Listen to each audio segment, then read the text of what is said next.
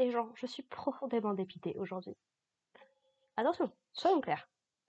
L'épisode 9 de la saison 4 de Black Butler était trop bien. Et justement, c'est un peu ça le problème. Il était trop bien et maintenant je suis dépitée et démoralisée. Parce qu'il reste plus que 2 épisodes et qu'avec la fin de Eden Zero qui approche, et bien ça veut dire que je vais perdre 2 des trucs qui m'ont le plus motivée ces dernières semaines. C'est démoralisant, franchement, vraiment. Donc bref, aujourd'hui on se retrouve pour l'épisode du coup 9 de la saison 4 de Black Butler, le majordome rit aux éclats. Alors, cet épisode, c'est probablement un des épisodes les plus importants de la saison, puisque du coup, on en apprend enfin plus sur tout ce qui se cache derrière cet arc, qui est responsable de ce qui s'est passé, où est passé Derek, qui est le principal, qu'est-ce qui se passe dans cette école. On a globalement quasiment toutes les grosses révélations dans cet épisode. Je pense qu'il y en aura peut-être encore un petit peu la semaine prochaine, mais voilà, on approche de la fin, c'est démoralisant. Et au final, du coup, j'ai regardé, on devrait avoir 11 épisodes sur cette saison. Donc quand je disais 10, j'étais pas si loin. Et donc voilà, donc qu'est-ce qu'on apprend dans cet épisode-là? Et bah donc Derek Arden semblerait être en vie.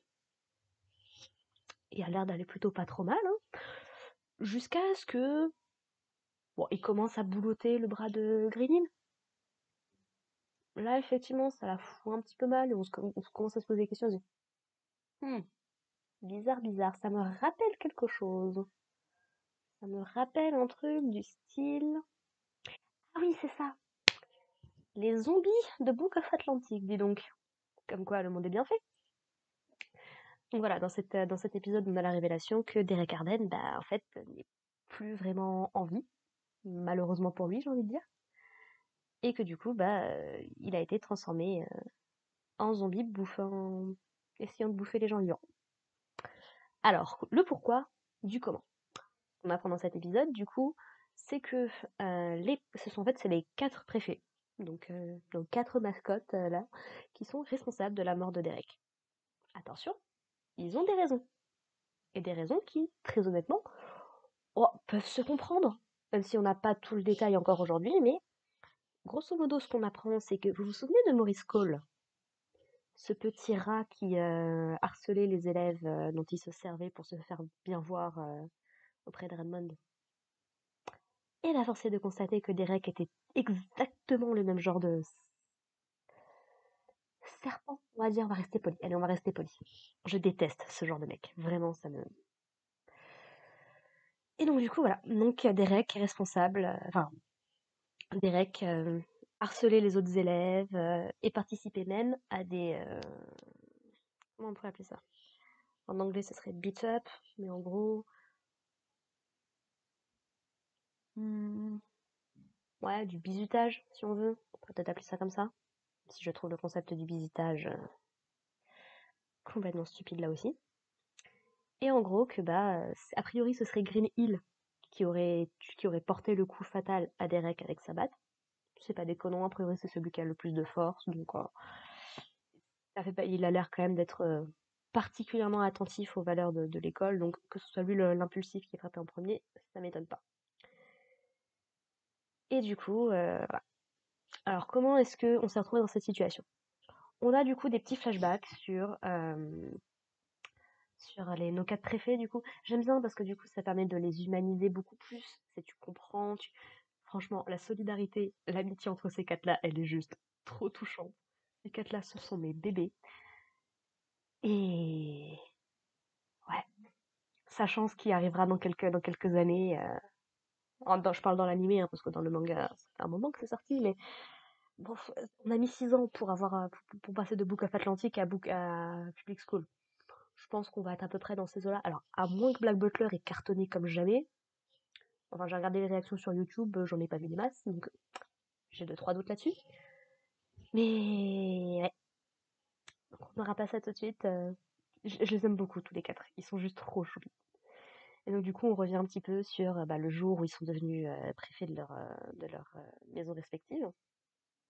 Euh, comment dire, intronisés par le principal adjoint. Et en gros, c'est juste trop mignon parce que du coup, C'est là que tu te rappelles qu'ils sont censés avoir 18 ans, je crois, de mémoire. Donc tu sens d'autant plus que ce sont des garçons, excusez-moi du peu. Mais du coup, ils s'agissent vraiment comme des gamins en fait qui sont tout contents de pouvoir enfin, parce que ce sont des préfets, aller toucher la pelouse. C'est juste trop mignon. T'as même Lorenz qui verse sa petite larme et tout, qui est trop content. Ils sont enfin réussi à devenir des préfets après 5 ans et tout.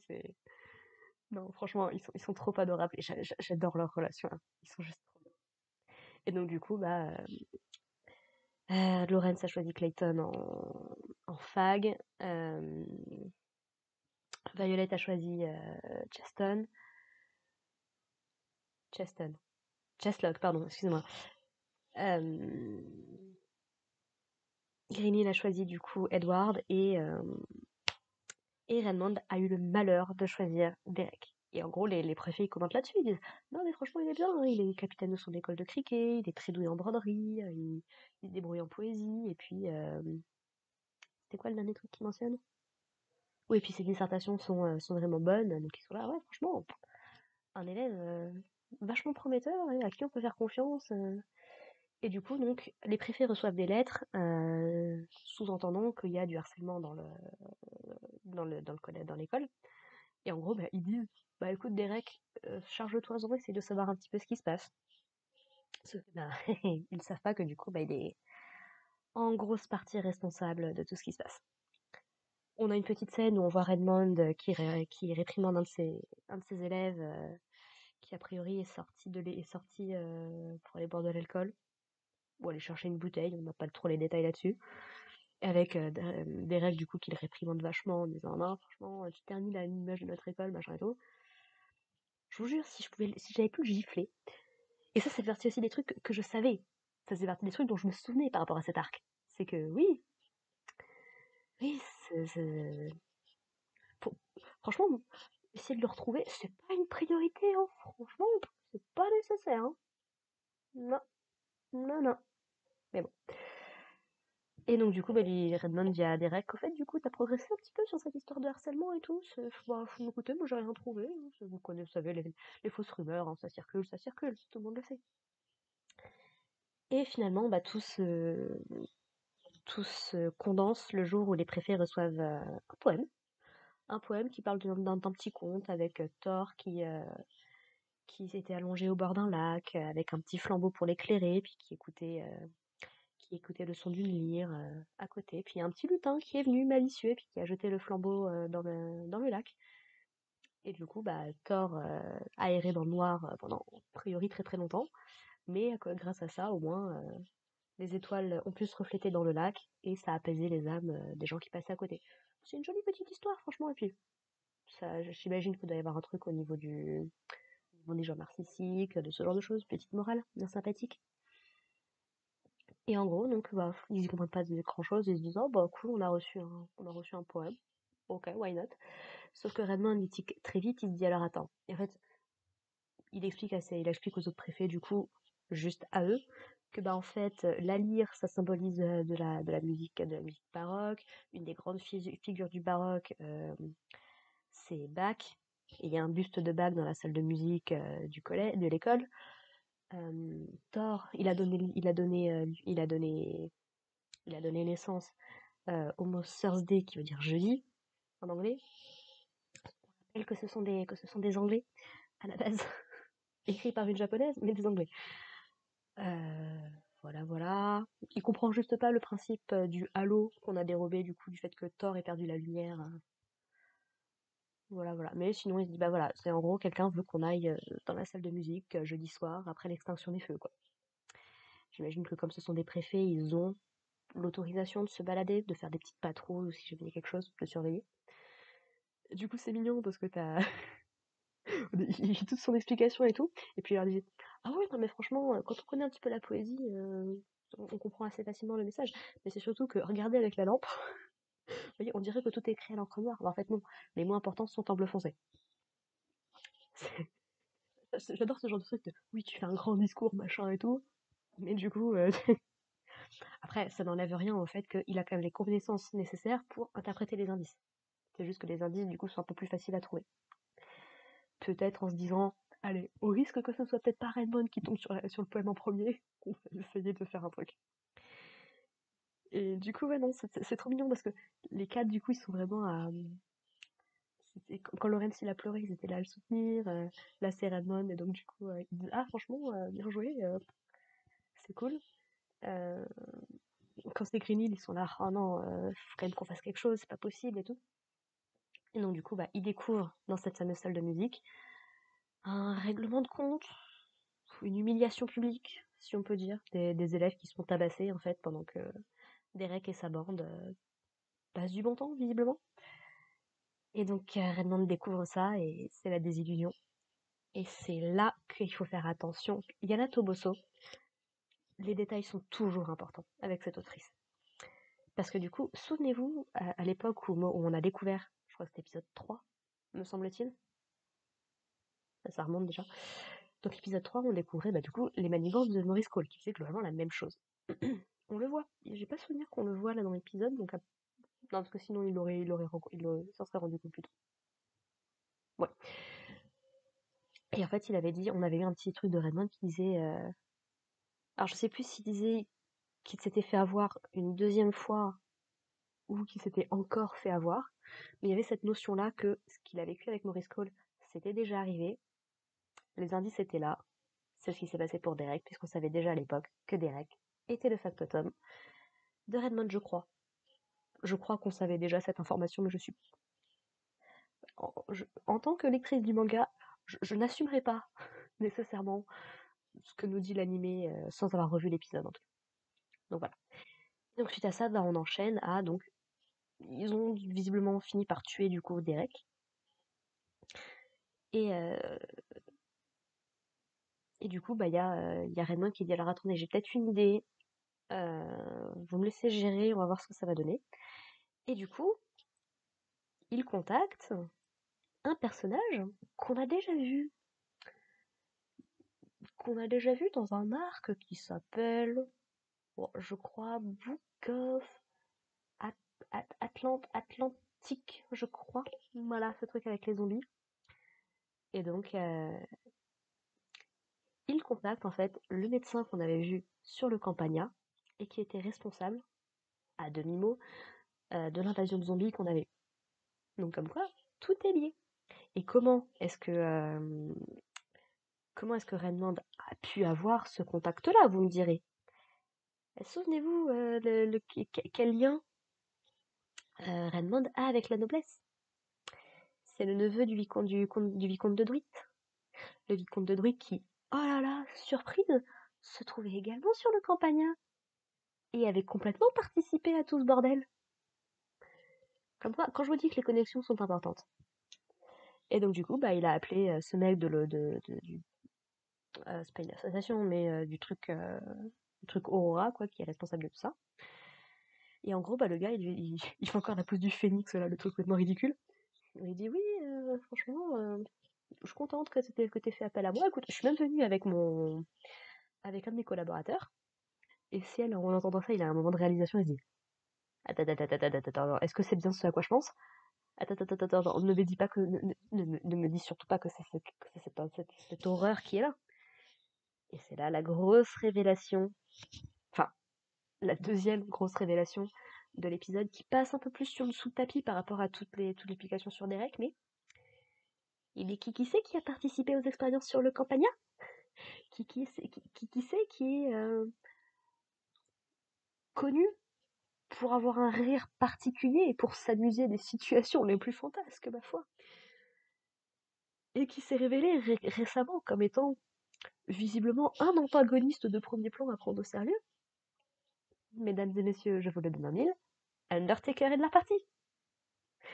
Et ça, j'avoue que pendant toute la saison, j'étais sur les nerfs, allez, je sais qu'Undertaker il est là, je sais que c'est.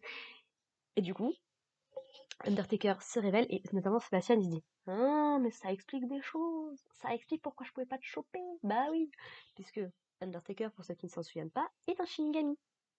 De la même race, espèce, peu importe comment ça marche dans ce monde-là, que Grell. Notre Grell favori aux cheveux rouges flamboyants qui adore Sébastien. Donc du coup voilà, on a d'ailleurs tout un ensemble, avant de passer sur le flashback, on apprend juste voilà que c'est Undertaker qui gère derrière tout ça, en fait, qui se révèle être le directeur de l'école. Pourquoi, comment, voilà, on en saura peut-être plus l'épisode prochain.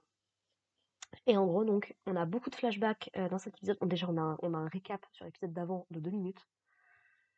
Quand on sait comment l'épisode se termine, donc sur la révélation de Derek qui était un salopard, je comprends mieux en fait les 2 minutes de récap en début d'épisode plus les 2 minutes d'opening, hein, faut pas déconner. Et peut-être les 5 minutes de flashback. Ouais, 9 minutes pour tout ça, ça me paraît pas si mal. Sur 23 minutes, comment vous dire que c'est un peu sec. Plus l'ending, avais-je oublié. Donc 11 minutes sur 23. Bon. Là, vous voyez, sur ce genre de choses-là, je reconnais Cloverworks. Vous voyez? En mode The Promised Neverland, par exemple. Ouais.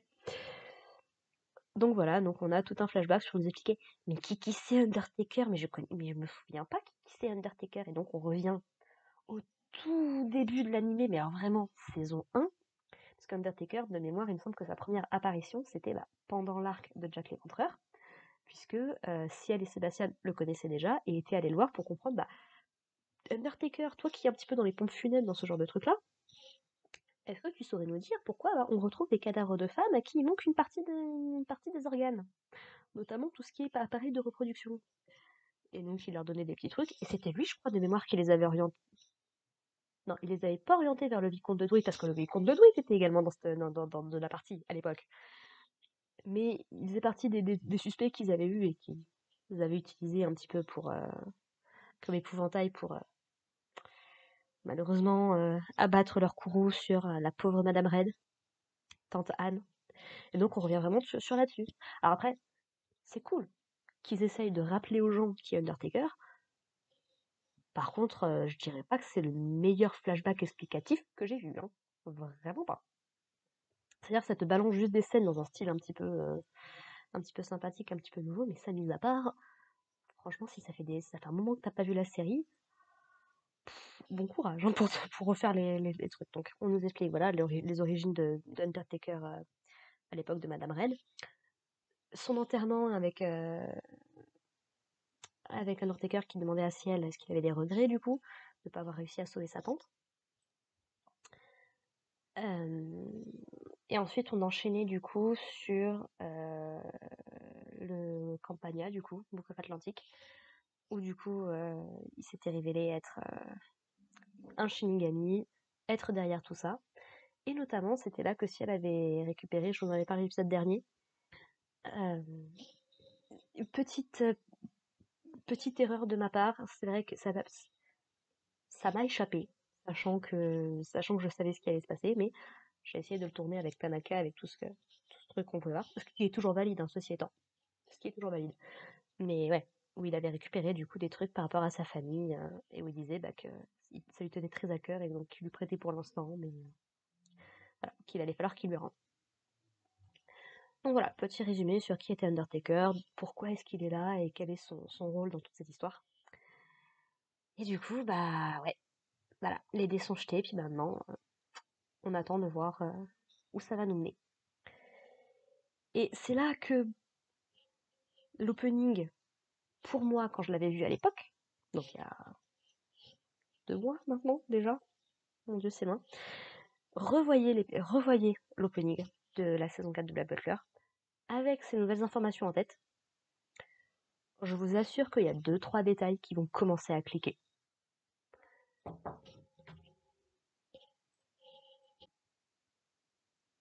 Excusez-moi, j'ai été coupée, je vous reprends.